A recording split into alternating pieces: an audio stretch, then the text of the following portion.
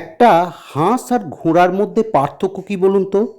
হাঁস হাঁটতে পারে, দৌড়াতে পারে, সাঁতার কাটতে পারে, উড়তেও পারে।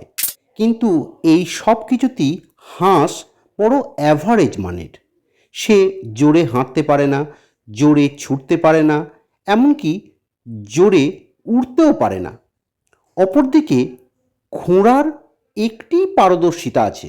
ঘোড়া খুব দ্রুত দৌড়াতে পারে, আর এই একটি পারদর্শিতা ঘোড়াকে যুগের পর যুগ বিরাট বড় করে তুলেছে।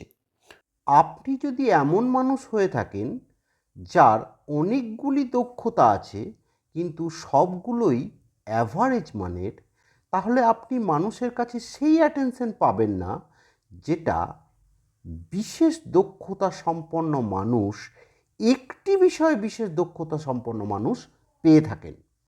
তো যত শীঘ্র সম্ভব আপনি একটি স্কিলকে চয়েস করে সেই ব্যাপারে বিশেষ দক্ষতা অর্জন করুন।